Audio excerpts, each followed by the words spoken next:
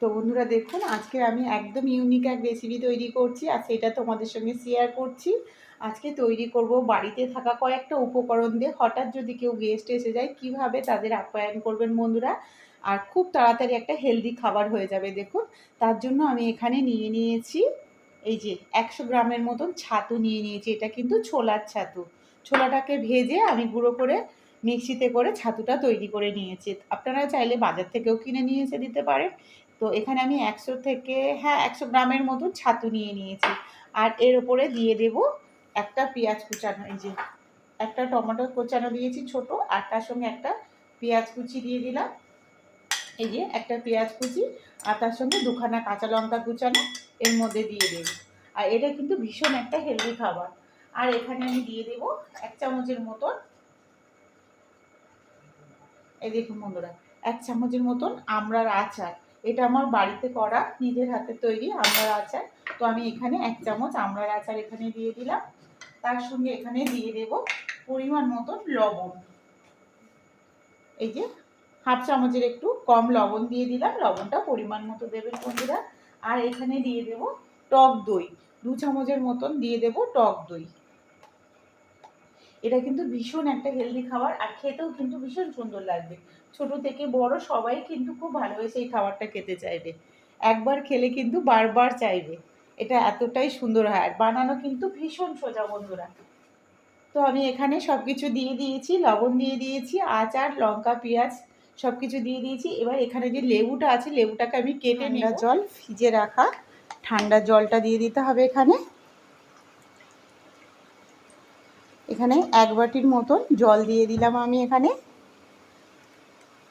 দিয়ে এটাকে ভালো করে ফেটিয়ে নিতে হবে।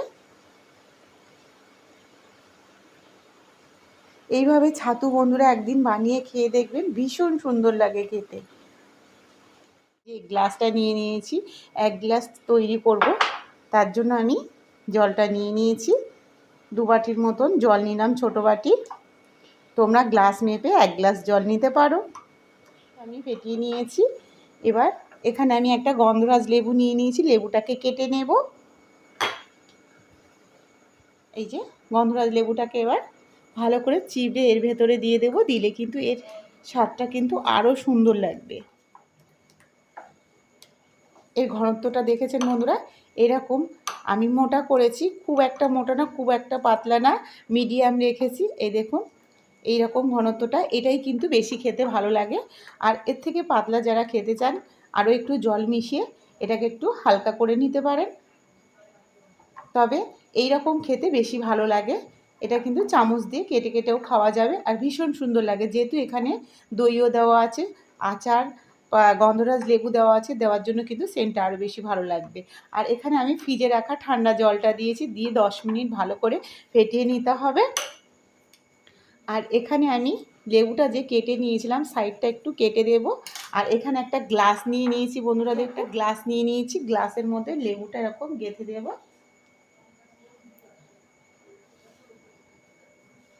দিয়ে এবার ছাতুটাকে গ্লাসের মধ্যে দিয়ে দেব। তো বন্ধুরা দেখুন, একদম 5 মিনিট হাতে থাকলে কিন্তু এই রেসিপিটা তৈরি করে নিতে পারবেন। আর এই রেসিপিটা খেতে কিন্তু ভীষণ সুন্দর লাগে।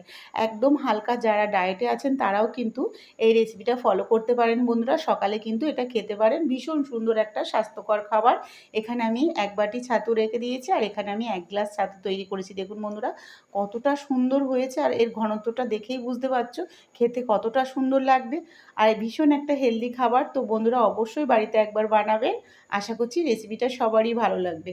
আর পুরো ভিডিওটা দেখবেন বন্ধুরা, আশা করছি ভালো লাগবে। তো পুরো ভিডিওটা দেখুন বন্ধুরা, আর বাড়িতে ছোলার ছাতু দিয়ে এই রেসিপিটা 10 মিনিট হাতে থাকলে এই রেসিপিটা বানিয়ে নিতে পারবেন। তাড়াহুড়োর সময়, অফিসে যাওয়ার সময় কিন্তু এই রেসিপিটা বানিয়ে খেতে পারেন, বা সকালে বাচ্চাদেরও কিন্তু তৈরি করে দিতে পারেন। রেসিপিটা ভালো লাগলে আমার চ্যানেলটাকে সাবস্ক্রাইব করে অবশ্যই পাশে থাকবেন বন্ধুরা। আর ফেসবুক থেকে দেখলে একটা ফলো করে দেবেন।